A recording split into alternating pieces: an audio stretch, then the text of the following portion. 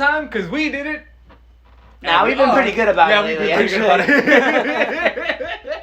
Welcome to another episode. Man, we're like our gag about like technical difficulties is starting to run a little slim. It's starting to run low. Like we're here waiting patiently for the stream to start. This is so weird. We're ahead of the game. What the fuck? But as you know at this point, or hopefully you know at this point, welcome to another episode of Enjoy the Buzz. Welcome. Thankfully, everyone is here. Everything is working properly. Like he just said, we don't have the running gag anymore. It's unfortunate. But, you know, things are going well. Things are going good. And, you know...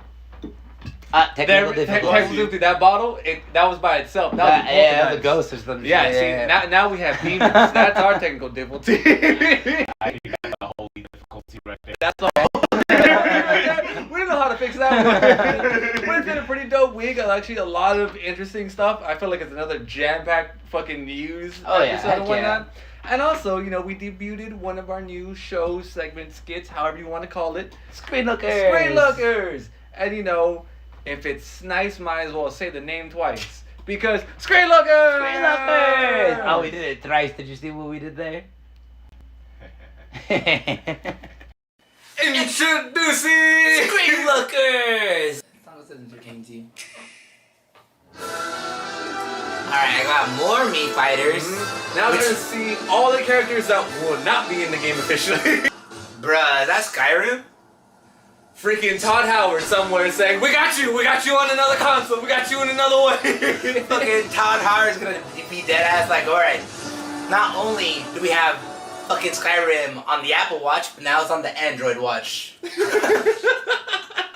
Damn, that's crazy, man. I always wanted to see Bayonetta link up against, like, Dante, bro. Imagine. Yeah, unfortunately we don't get the DLC fighter fight. We got Shantae, though. Rule 34 is happy on this one. Rule 34 is against PK rule. This is almost everything you need. Oh, damn, we got Bollywood's Most Wanted in the cut. 14th century epic poem. Do you think he's also gonna be stuck on a boat? Sir Gawain. Do you think oh, wait, that's the other Indian guy. Bro, this looks like a mix of, like, Wes Anderson and Kanye West, like, got his great artwork. This is who wrote it. That is the best description I bet that can summarize his movie. That's 100% accurate. But imagine Wes Anderson making a Marvel movie. And try with honor to land a blow against. I'm for it. You know what? Yeah, I'm okay with that. What hero would you want to see Wes Anderson make a movie for? Oh, I want to see him do a Swamp Thing movie. Just because. Just to see how wild. Let's, you know, if we're gonna get Wes Anderson, let's get weird with it. So, it looks like Matt and Trey is making another animated movie. Sorry, I lost my voice. So this is like the complete opposite of the art dance book. Expendables? What the fuck, Magic Mike? Because the forefather said, bounce that ass, girl. King James. Oh, King James, that's a stretch. My king doesn't walk on at his fucking kingdom, bro. Oh. What happened to the Lola we knew grew up with? What happened to the love? And you rule depending on who's wearing. I get we're in this whole PG culture or whatever, but bro, like, that don't mean you have to make someone look deformed just because they're good looking. What the fuck? I gotta say that I'm really excited. Like, I'm like so thrown off who I'm more excited for. King Shark, Pete Davidson, or John Cena? That it's so hard because they are pretty dead even. And then you got Weasel. And we got Weasel. It's disgusting looking motherfucker, man. It's kind of cheating though to have John Cena in your team because no one could see him. Like, it's a little unfair. It's a trap. It's incredible. After 3 episodes, we're already at a mid-season mid-trailer. He's lying. Just playing games. Had me for a sec, Loki. Wow. He was a shark, too. Wow. Alright, how many movies have you seen about Pompeii? Too many. Too many. I can't say the same, alright? But Owen Wilson in Zoolander, he went to Pompeii, so he said in his story. In Night at the Museum, he was on Pompeii with Ben Stiller. Owen Wilson just loves Pompeii. What the is he just trying to end his own life, you know? Like, he's returning to the scene of the crime. He's the one who's responsible. We figured it out. By the way, I should have an equal amount of security. This is insulting. You just can't. Okay, I want to say something, alright? Like, there's a little bit of tension between, like, Sylvie and Loki, right? Yeah, and if you were to meet yourself, a female version of yourself, like, it may be weird or not, but like, try something with yourself? I'm gonna go ahead and say no. I'm gonna say yes. I'm a bit of a narcissist. If I found female me, I'm all about it. And thank you for watching Screen Lookers. We hope you enjoyed it. Bye. Back to you, Truan and Justin. What was that noise? And welcome. I just want to say we recorded that on Monday, right? Before the newest Loki episode came out.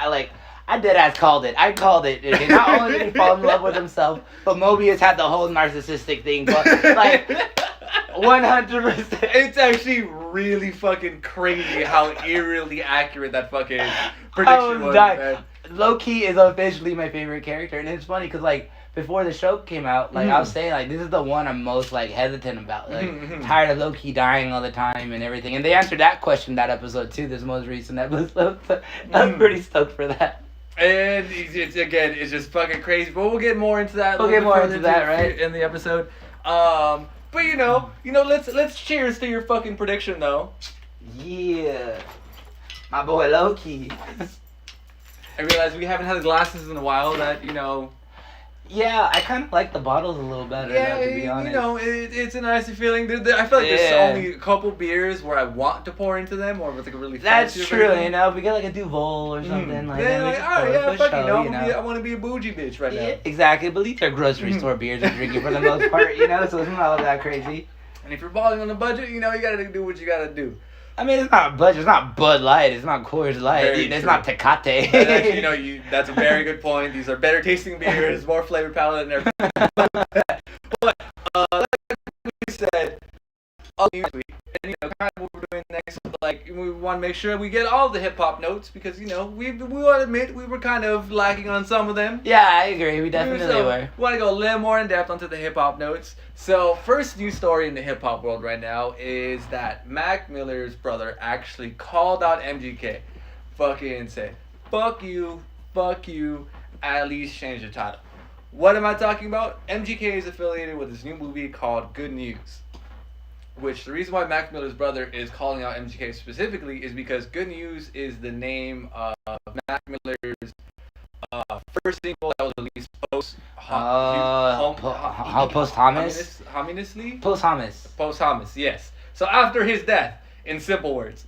And that was like a cool video. I remember seeing it, all like the hand drawn animations and all the little like JPEG just flying everywhere. Yeah, that was pretty dope. Yeah. It was such a meaningful thing, and the reason why is like, okay, well, why is Mac Miller's brother calling him out? Is it just the song title name?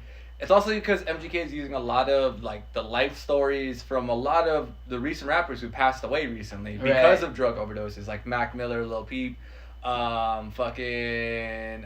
Juice WRLD. Bro, he's an unoriginal crook, right? He stole Megan Fox when she was married too. Like he's just a crook, bro. Holy shit!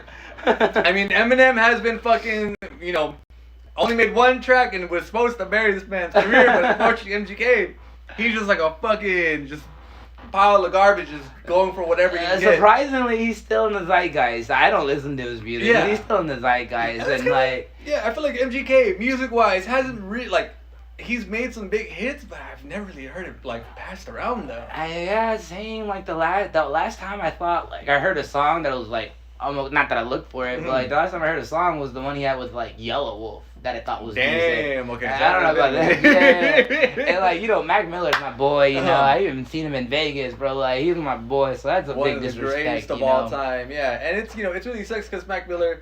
I think like the anniversary of his passing was not too long ago. That's crazy. Just in general, we're still feeling the influences of like Mac Miller's passing, and a lot of the other greats too that are using like that their life stories are being taken.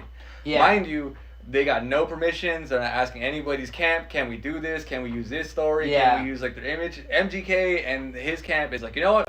We'll take what we want and we'll use it, and that's how it's going. So that's why a lot of people are calling it out, saying, this is a fucking done in way poor taste. He shouldn't be doing this type of stuff. And it is just 100% to me just completely fucked up. Agreed.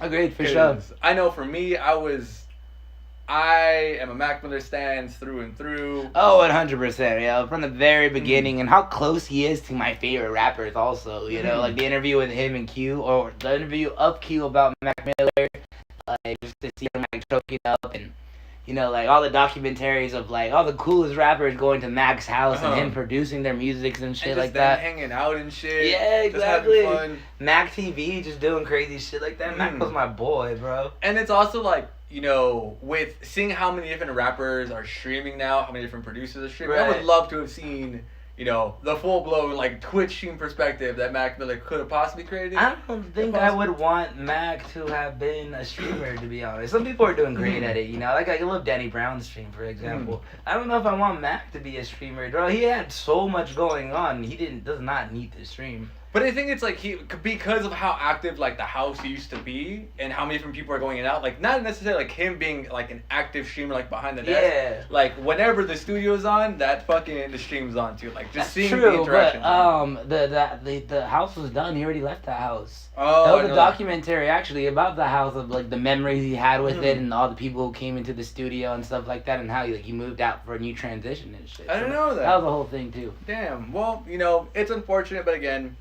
the kind of crux of the story is MGK fucking sleazy. Let's not. I always thought he was to begin with. This is not nothing surprising. This is just like adds more like to the yeah. But on to some more positive news and kind of also tech related.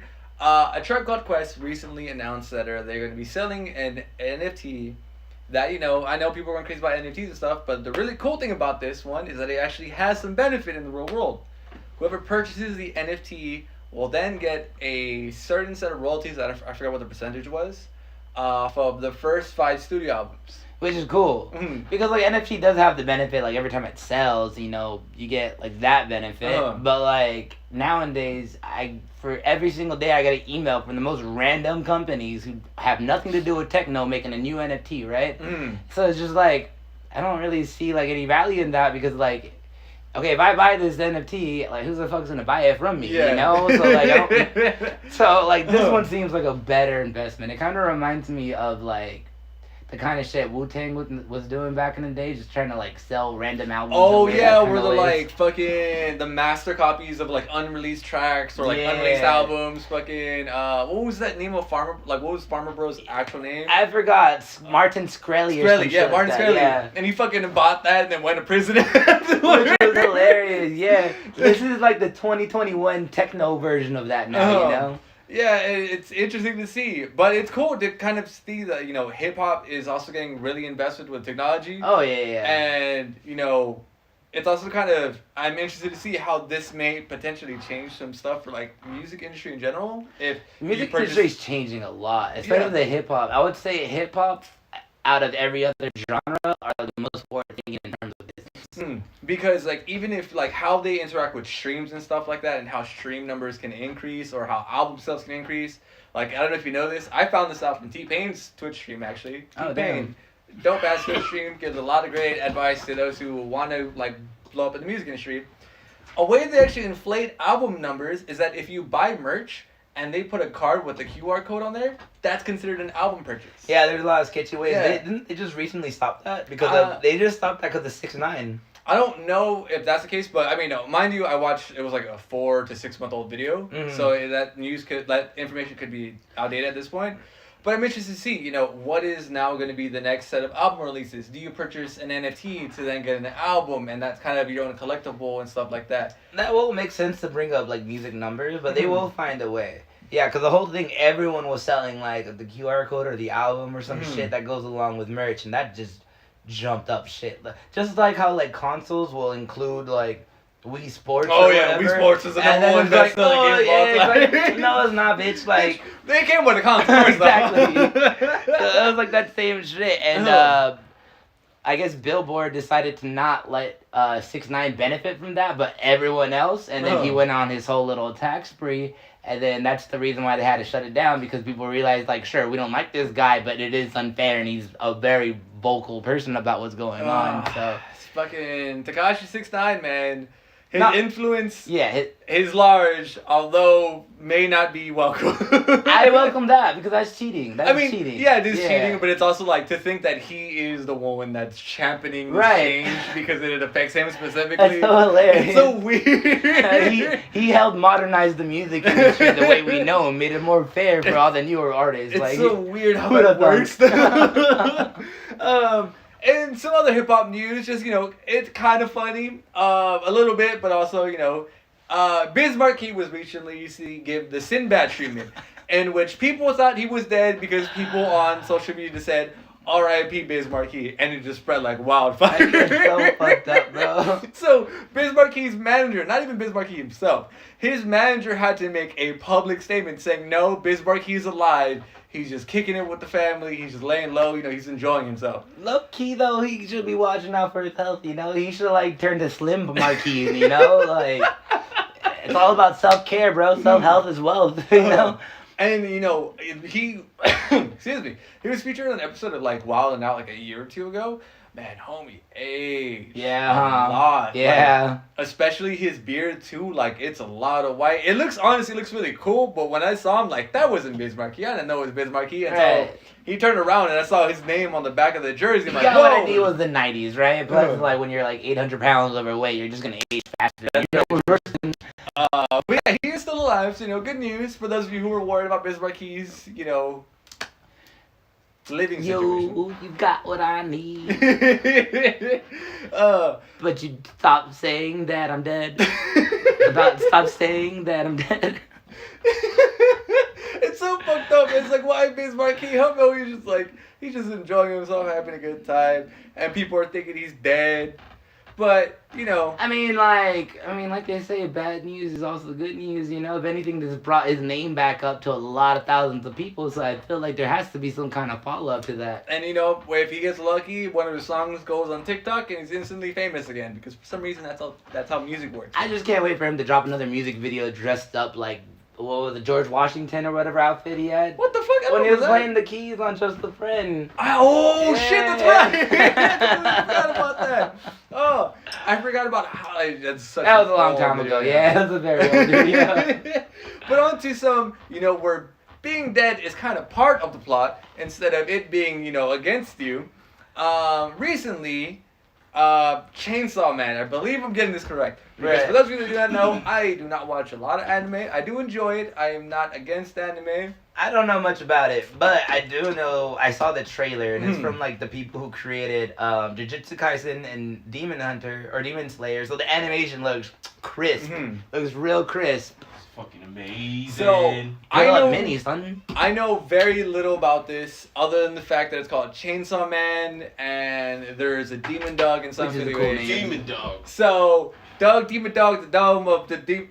I was trying. I was thinking about this before we started and I fucked it up. Anyway, Malcolm, you want to cue us in on what is Chainsaw Man and why should we be hyped? Chainsaw Man is essentially just a plot line where this man has his dad who died and he's in debt to the Yakuza. Ooh. So now this son, who is a poor man and has nothing but a demon dog who helps him, they kill demons and devils for the Yakuza.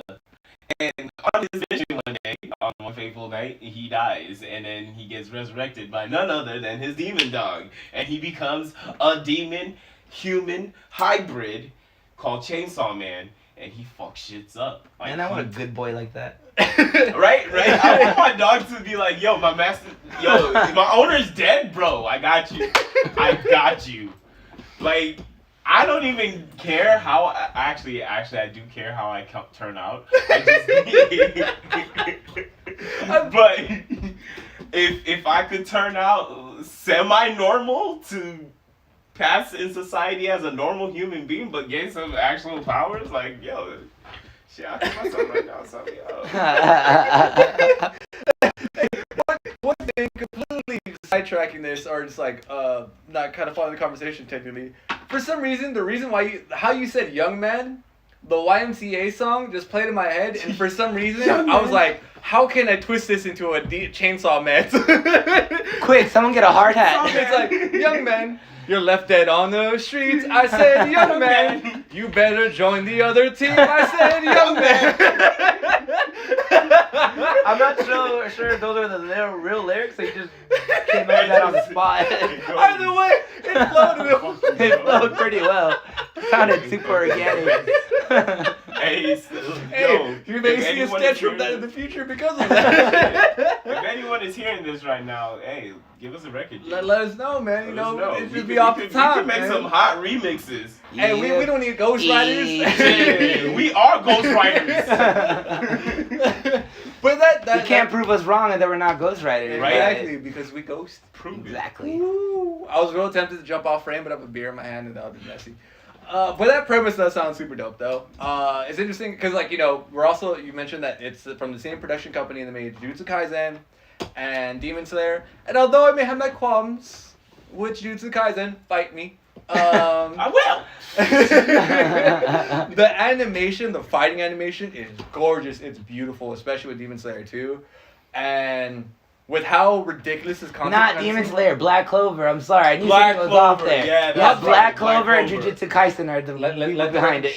show I was given incorrect information. Internet, follow me. Look at me. Internet, don't come after me. I was given incorrect information. He's the one who told me this. So you need to come after him. Hit up his Twitter, his Instagram, his PayPal account. Hit up my PayPal account, hit up my Venmo, hit up my Cash App, that Gilligan all around. $7 to send a hate comment. Exactly. That you know, you put $15 to buy a feed pics off a random chick on Twitter. You can afford $7 to make fun of something. I shit, bro. I put the little glossy shit, bro. You want feet pics? $15. I'll send you a photo. Hey, hit me up, that Gilligan, Cash App. Future merch. Future Gilligan branded feet pics.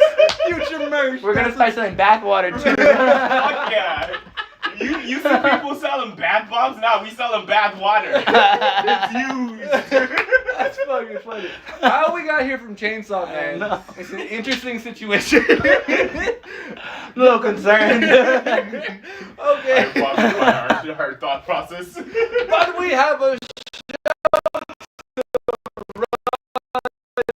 another thing that has been happening recently is something we've talked about a lot. New images and new information has been released from the My Hero Academia movie. There's been a lot of images of the new characters, the villain that's going to be exclusive to the movie.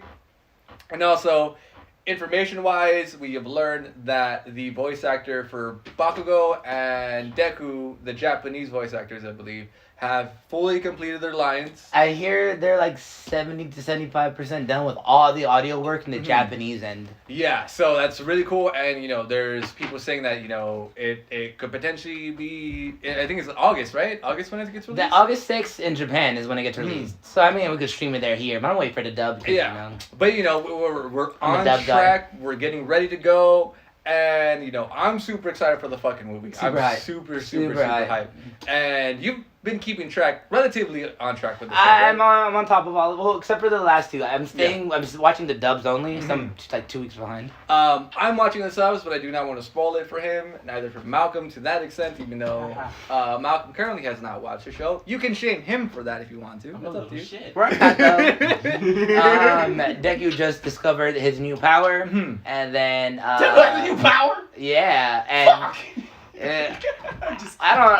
Okay. And then, like, on top of that, like, he has like many more powers that he's eventually gonna learn, which is fucking crazy. Like, crazy shit's gonna happen to Deku, right? Like, upcoming, which is pretty exciting. And it's super cool because, you know, seeing how this development throughout the season, it's really much about like leveling everybody up. That's gonna be and not everyone has their fucking heroes, like, or provisional heroes license. Everyone has a provisional hero license. So cool. We saw 1A versus 1B, and how 1B has been leveling up significantly without big time. Even like that. Fuck, I forgot his name. I'm pretty good with their names. Like the blondie who's like he's always making fun of Class A. But he's like the biggest bitch. Like now he's a fucking badass in the show. Yeah, bro. and it's like it was super cool to see the dynamic between everyone, their combat strategies, who's willing to adapt, and most importantly, I think we mentioned this once before, but for some reason, 1B is like, I'm ready to kill a motherfucker to win. I'm ready to slaughter my other classmates just to get the W because we feel like we're this far behind. And that's kind of fucking scary. They're killing it though, but some of them work with hella teamwork actually. Like, against Deku, like that teamwork was like fucking phenomenal. Mm-hmm. And it really wasn't if he had a fucking second quirk pop up out of nowhere, and the fact that, you know, his actual quirk was... Isn't it third? Super speed and super strength, right? Ooh, I thought they were kind of tied together technically. Well, you know, maybe they're individual things, and we'll find out, because we learned Deku is going to get new quirks, he's going to get new powers, new abilities over time. And also, we got like an official breakdown, finally, of how All for One works.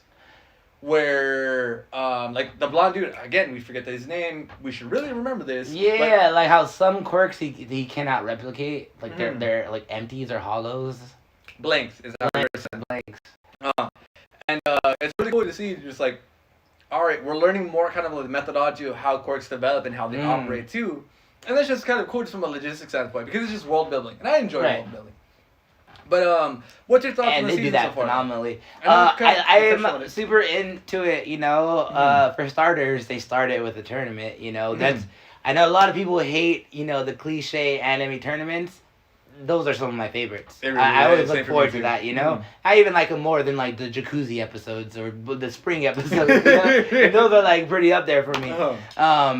But yeah, dude, so it's really cool that we just came in hot with that.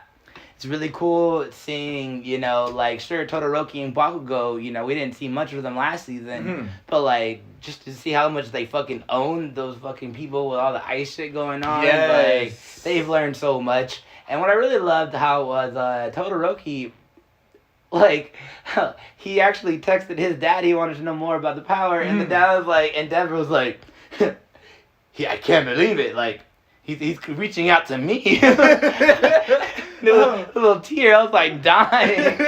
I'm loving it 100%. I did not expect Endeavor to be such a dope character for me to enjoy as much as I have been. Because he was a straight up dick when we first see him and everything. It was still badass, it was still cool, but now you're really seeing like character development with him. We're definitely getting the Vegeta treatment with Endeavor right now. Oh yeah, and, like, he was the bad guy antagonist or like antagonist, but now we're, you know, he's now the hero's friend and stuff. And it's cool to see his role and how he's leveling up everything else and just like heroes and how they're interacting stuff.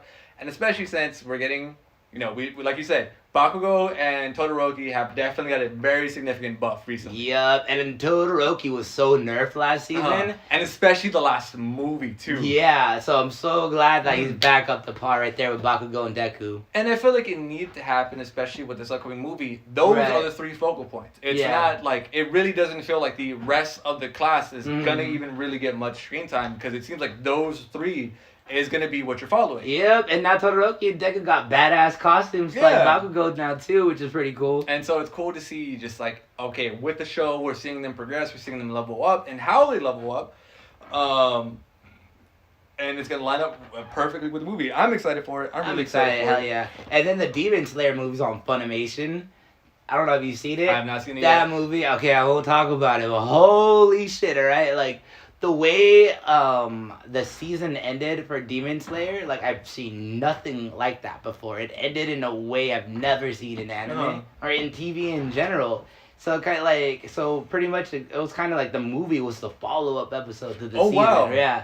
So like that's like something I've like seen displayed like that before, and the movie's just as canon as the TV series and like the My Hero movies, you know. Oh, okay, yeah. So like you gotta like keep up with it, bro. Like, it's so good, it's so nice, like, and it was like gut wrenching. I was like. I keep on hearing that, and I don't know why. Yeah. But I will wait to see it come out, and then we can properly talk about it. Right. But some, you know, episodes that we both have seen and we're both caught up with all the way through. And like we said in the beginning, you called this, you said it straight up off the top. Loki episode 4. It was like less about me trying to call it, more just because like more and more I'm just like relating to him each and every episode. I'm just like, I see so much of myself in this guy. You know? I don't know. I want you to take a shot every time I do a hair flip. I don't do it because it's in my face. It's because, you know, I'm a little bit of like a narcissist, just like my boy Loki, you know? Also, Loki be caught doing the hair flip too a lot too. So like, it was cool just to see that happening and how like when they did have that love interest going on, you know, and it was the biggest Nexus spike they've ever seen because like, for example, like, one, for her to be like born a woman destroyed the fucking timeline. That was like worse than the other Lokis. They waited till they were grown, or the other one was like a teenager. Potentially. Right. But from what it makes sense to me, because that's why Loki's in that area, is what how it makes sense to me. Like, they waited a little while to like take the other Lokis out. You know, this one they wanted her out when she was very, very little. You know. Well, there's a counterpoint that a lot of the theorists, kind of YouTubers are kind of thinking is that when we see Sylvie as as a child, she's playing with a Valkyrie, and the Valkyrie's destroying a dragon. So a lot of people are kind of theorizing that she's creating these destruction through her imagination. Not that. Is that at such a young age, she was fascinated with being a good person or being a good guy, like being the hero instead of being the mischievous, evil, person that people would think with Loki. Kind of like how Mobius told Loki, like, you could be anyone you want, even a good guy. I'm sure no one's told you that. And so there's this running idea that potentially it could be either that Sylvie was born a woman, woman version of Loki, or it could be that at such an early age she was obsessed with the idea of being a hero. And because that's so instilled in her from such a young age, they don't want that. Right. Whoever's in charge, because as you've seen, the TVA is fucking Chuck E. Cheese, man. I am so fucking glad they're fucking Five Nights at Freddy robots because they look like shit, dog. We only got to see them for a minute. If I had to stick around for another fucking minute, I'm like, this is what we got, bro. Like, look at the budget we've been having lately. I was still this joke from New Rockstars. One of them motherfuckers looked like the Lorax, man. With the fucking mushroom. They look bad. Because, like, they didn't look good in the animations in the beginning of the series, right? Like, how they showed the little explanation. I was like, alright, they're just a little animations. We get to see it's gonna look cooler, But at the same time, they kind of did look like comic variants of King the Conqueror, Yeah. But, they did a pretty good job with Thanos, so I'm sure he won't look that shitty. Exactly. So and you mentioned King the Conqueror, which a lot of people are speculating that might be the person who's running the TVA. Yeah. Because, if the sacred timeline, if everyone's kind of keeping that beat, no one's going to notice Kang collecting all the different artifacts that he loves to steal from different timelines and hops different universes. Some people are saying it could be one big bad, like, alpha Loki that is actually running the TVA, and that one was able to run the whole shit. And he knows the only one who could beat him is himself, kind of thing. That's kind of interesting. There's so much crazy shit. I didn't know those days. That's kind of badass. I mean, you saw the end credit scene though, right? Yeah, I did. And we got fucking young Loki, which is cool. Old man Loki, who deadass looked like he had a diaper under his suit. We got Black Loki with a golden Mjolnir, and then we got fucking Crocodile Loki. That is so dope. Oh shit, they're showing different Lokis? They're showing different Lokis. So, people say... It's not the the original big, right? But put yourself on it. No, so, actually, you said the original Loki. Yes. Actually, that's the case. The fucking, the green spandex with the yellow accent. Yeah. There's 5 original Lokis, remember? So, there's, the old school version of Loki is now, he's referenced as classic Loki. Because in the credit scenes, it's classic Loki, Kid Loki, it starts with the B. Bitch Loki. No, it's for Wasn't Frog Loki one of the OG ones? No, the frog is Thor. Thor has a frog variant of himself. But there's been a whole bunch of different variants of Loki. That's just kind of how he does things. Yeah. But it's really cool to see. We're seeing different variations, and there's also Mobius. I'm really trying my best not to say Morbius because he mentioned vampires, which is also really cool. We got Blade, and we got Morbius. Yeah, when he brought up fucking vampires, I got stoked. Bro. And this is actually the second time we've heard vampires. Yeah, I am hyped. Blade is part of Marvel. Yeah, so it's and he's already announced, his name was announced. And so we should get a new Blade. It connects things. The Darkhold is supposed to bring vampires and zombies into the Marvel universe. That's just kind of what it does normally in the comic book universe. So we're getting more confirmation. Vampires are kind of a thing that just happen in the universe, and they're it's just how the dynamic happens, and different multiverses and stuff like that. So now people are saying, oh, Spider-Verse. Now we're in the fucking Loki-verse. And with the trailers, we know we're gonna see Mobius again. So it's cool to see that. I don't know about we know, I'm hoping. Well, no, because there's another scene in the trailers that he's interacting with Loki that we have not seen in the show yet. And we saw some of the first sets of trailers. Hell yeah, I love Mobius, bro. I'm not ready for him to go to heaven with a jet ski. Exactly. Yet, I want him to show back up on a fucking jet ski. Owen Wilson's my boy. Like, he's been one of my favorite actors. And he's killing it in the MCU. He really is. Honestly, his character has been fucking amazing. And it's crazy to think for me to be so invested to an Owen Wilson character. Right. And I want to hear at least one wow before the fucking shows up. Every variation, we heard how. Now. But we haven't heard the wow. I think, like, I know Marvel knows what they're doing. They're saving that fucking tagline for us. I'm waiting, like, you know, the scene's gonna be the TVA is like fucking exploding and everything. Everything's crashing down into to rubbles and ashes. You go, wow. I think the TVA has runes. Because, like, that was the one behind, like, the three fucking, like, what were they called again? The Timekeepers? Timekeepers, yes. And, like, so I feel like that's, like, one rune of the entire TVA, which is a humongous place. Like, there has to be, like, a reason why they can't use magic. Would make sense because, magic can't be used, but enchantments were able to be used. Also, same thing with WandaVision. Enchantments were still able to be used. Even though there was the runes that were protecting against that. You're able to kind of delete people's memories and force them to kind of think a certain way. Similar thing that we've kind of learned in WandaVision is possible to happen from a very high level wizard or person with sorcerer-like abilities. Time kind of sticks still. Well, they're in the quantum realm, so time is kind of all weird. But are they in the quantum realm? Because we see the portal and where they're going. Yeah, they are, because there was a scene when they went into the quantum realm. I want to say in the one before Endgame where they did the Endgame where they did the time traveling. You see like a small city that looks like the TVA. But I thought that was supposed to be King the Conqueror's potential. I forgot the name of his city. I mean, there could be many cities in the quantum realm, you know? And so, you know, there's so many different things of, like, what's actually being interacted. So, it's really possible that could be a rune. Because from what we've seen in WandaVision, it kind of follows the same beats. It has the same red glow to it. Yeah, it has the same red glow. It could be, you know, like, this whole, like, cyberpunk type design that they want to go for. Right. Because even, like, the whole... runes could be etched, they could be drawn, they could be, like, they could be displayed however, as long as the shape is there. Yeah, and it could just be set design, too, because there is, like... there's some heavy Wizard of Oz vibes going in there. Yeah, too. but there isn't anything that crazy red in the TVA. And that's the part that's really weird. Like, why would that be the thing? And we know that chaos magic specifically, and we're hearing that a lot. We heard chaos magic a lot in WandaVision, and they use the term, you know, Loki's are agents of chaos. We, like, the universe begs for a certain amount of chaos, and that's when a new Loki is born.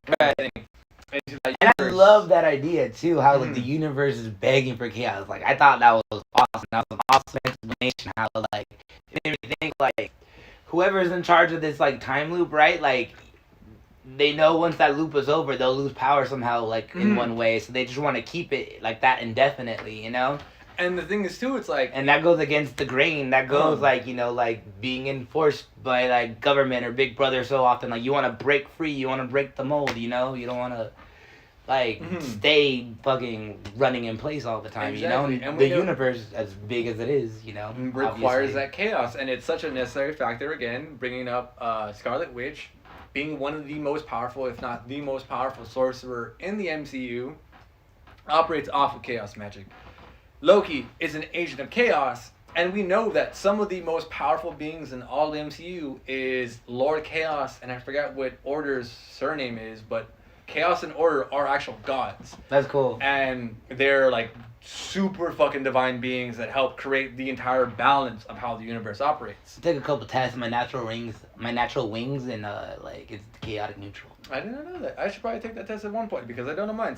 But it's cool to see again, just like what is the interaction, how that's going. I'm really curious to see because, you know, we're seeing more Lokis. What other Lokis are we going to see? What other universe Lokis are we going to see? I'm stoked for Black Loki, bro, because like his little fur fucking Looks like sick. he's fucking big like fucking Thor, bro. Like he looks like a badass. Because I'm pumped for him. he has like a modified version of Mjolnir. Yeah, with and him. there's like a trailer of him just and it's like his Mjolnir is like very like steampunk looking, you know, it's so badass looking. And it's like this version of Loki is deemed to be worthy.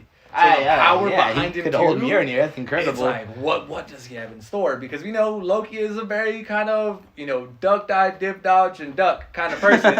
And so now it's like, all right, well, what if he just wants to break face? What if Mischief is a broken skull? I want to see it. I'm really excited for the next episode. You have been I want to see Death. I really want to see Death soon. I was going to ask what it would be your prediction, and that's kind of a great one to work off of. Well, my prediction, actually, well, there we go, Death, because fucking, I'm sure Loki has died so many times where she's just, like, watching from afar, like, damn it, like, I thought I had him this time, like, I'm really frustrated with this, you know? Probably not to the extent as Deadpool, because he dies a lot more frequently, because he's immortal, but, like, Loki tries to avoid death, but somehow he's always killed, you know? And his soul would then kind of go and then get reborn into somebody else. So, you know, this is a hell of way out of left field. It would be interesting to think that, because there's also another idea that the reason why Loki, when he gets the fucking... it starts with a P, right?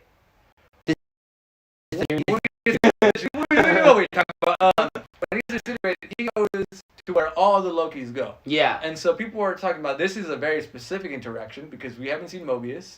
We haven't seen any of the agents pop up. A lot of people think that they go back to the original timeline and kind of live their life like as if nothing happened. But a lot of people think that Loki's being sent to this specific universe to kind of be held in a pen. And because he can't reincarnate if he doesn't die, right?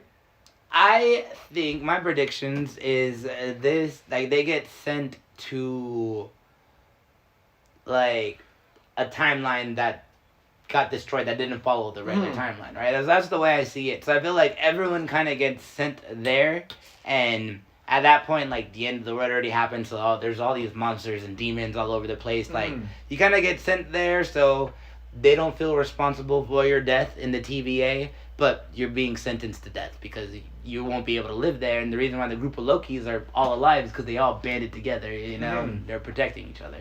And that is interesting to see because, again, like, if we're talking about chaos magic, when there's both a lot of Wizard of Oz vibes and there's a lot of the Matrix vibes. And I'm not seeing so much the Matrix. Well, because, you know, we're seeing... Oh, I guess you make a lot of great points. I was thinking of, like, aesthetics-wise, but actually, But like, in terms of, like, storytelling, like, you know, people getting brainwashing and this is real life. In reality, they're in a universe that they were taken away from. Right. A la Matrix, you know, you're plugged in the computer. And there's, you know, a big part of the Matrix is that, woe and behold, you find out that the twist is that humans are being used as batteries. Loki's are agent of chaos. And what if you can use Loki as a kind of a battery for chaos magic? We see the rune, it's glowing red. We know red magic is chaos magic. It could be a thing where they're harvesting, whoever's in control could potentially be harvesting Loki's power. That could be and pretty Loki's cool. chaos energy in order to power whatever the fuck the TVA is doing, operating. Because it would make sense if someone's not a sorcerer to kind of navigate it through that way. And it's really interesting to see. But that's a lot of Loki news. That's a lot of Loki talk. Some other news, just to round off the episode. I know it's something that you wanted to mention. I thought it was pretty cool because, I want to say a few weeks ago, we kind of went heavy about the past of the internet, right? And we were talking about Newgrounds a lot. Humans go hard. Something we've done. Oh, yeah, actually, humans go hard. Humans That's go perfect.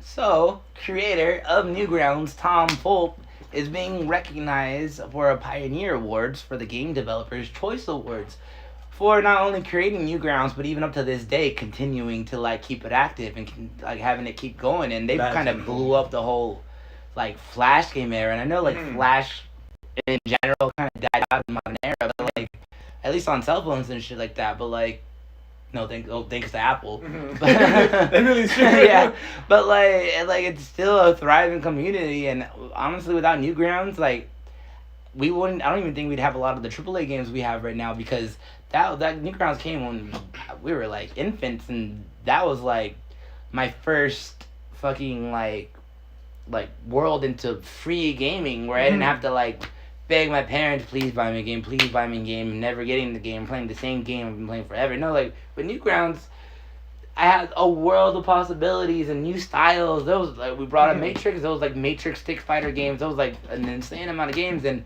it's so cool that he is getting recognized. Yeah, and honestly speaking, like this may be taken a little bit further, but without Newgrounds, I don't think YouTube would have been as big of a thing. Yeah, because it was very user submitted. Yeah, Newgrounds really created a great foundation and already built a really good community that then kind of went into the YouTube sphere. And that wasn't only user submitted games, but it was user submitted videos. And one of the biggest fucking videos back in the day was the Ultimate Showdown of Ultimate Destiny. Good guys and bad guys and explosions. Was like the first Mosh video on Newgrounds too? I think so. Like a lot of the early YouTube stars and big players, like even to some of the big names now, like Game Grumps, Ego Raptor originally came from, or Aaron Hansen, if you may know him from that, was Ego Raptor, which came from Newgrounds. Right. Fucking humongous in that, and then transfer there. Castle Crashers, fucking an enormous amount of incredible games. Enormous and everything, games came from fucking Alien Hominid. Like that was their first game, and it was a flash game on Newgrounds. Right. It blew the fuck up, and then they realized. And something about like just the D-pad and the cursor just created just created a whole new thing for video games. Yeah, and then they released a whole bunch of really dope indie games. So it's really cool to see one of the most influential websites and the creator of it getting a lot of recognition for it. Yeah. And especially in an era where Newgrounds, it didn't survive in the history books. It didn't keep that name recognition. A lot of it's kind of like gone to the wind. Yeah.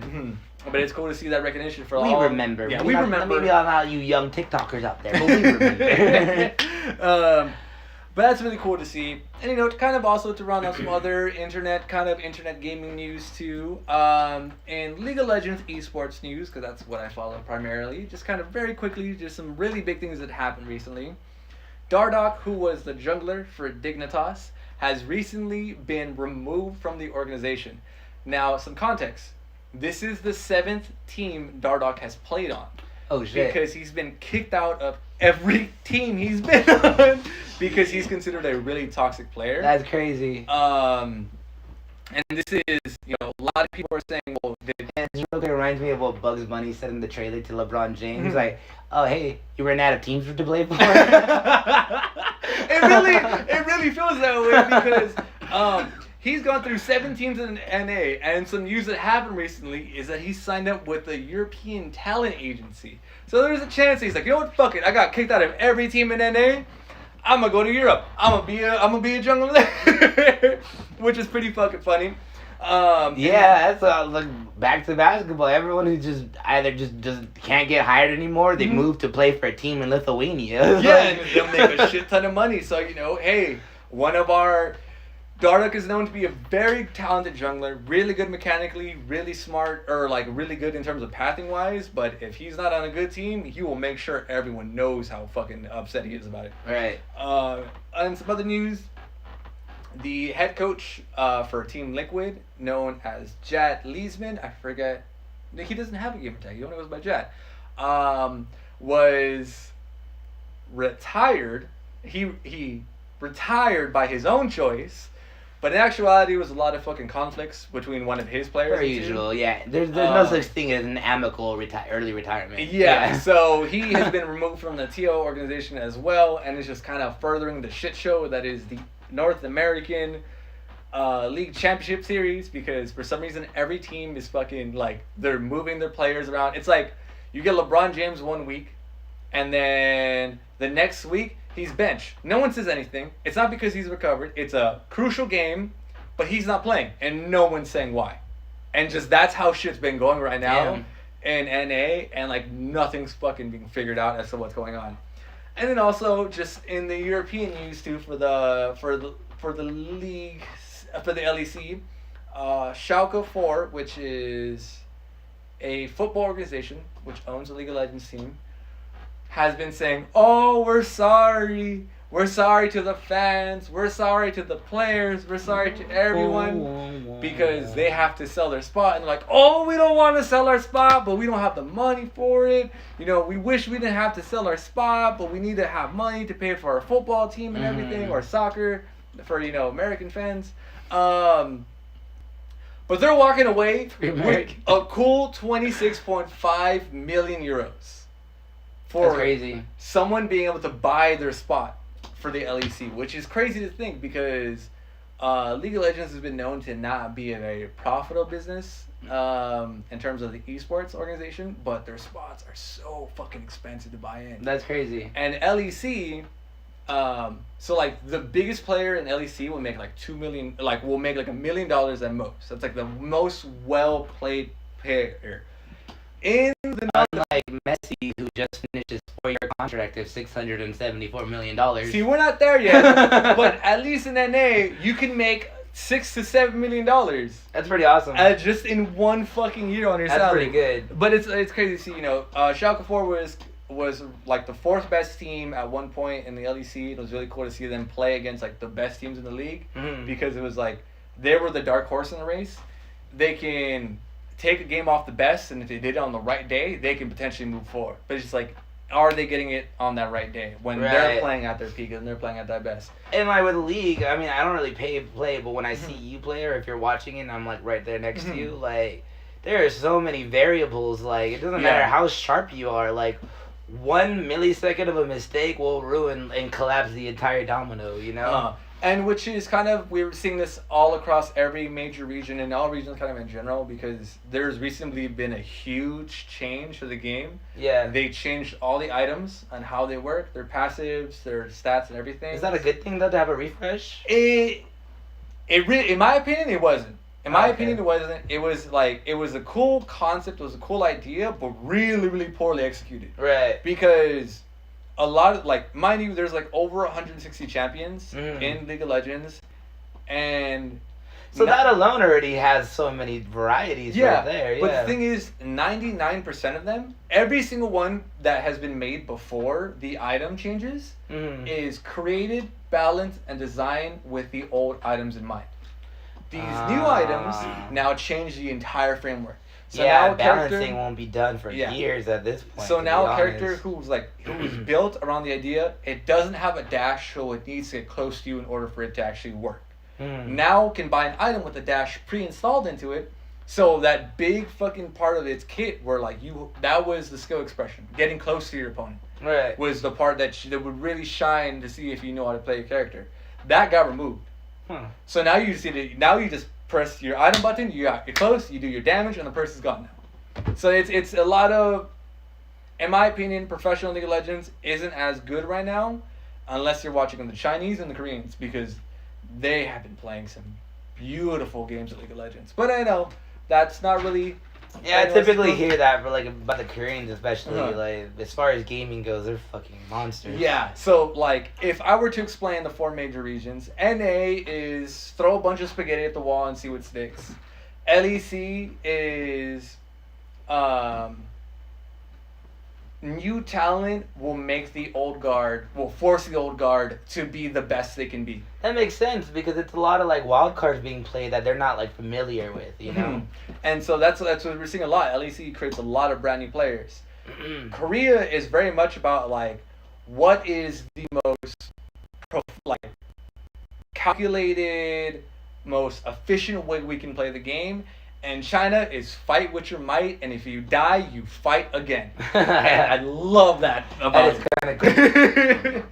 And that's kind of like my thing. It's like it kind of reminds me of like, you know, the Mexican heart. It's just like even when you're losing, just keep swinging, just keep swinging, just keep swinging. You know, it ain't over till it's over. And I've kind of adopted that play style into my own to my own games. But you know, that's beside the point. But that has been this episode. It's been a pretty full episode. A lot of different topics, a lot of different things that we've gotten over. Pull-ups. Pull up on the automatic. It's funny how we both know that song for 2 different reasons. I pull up in the automatic. All right, for sure.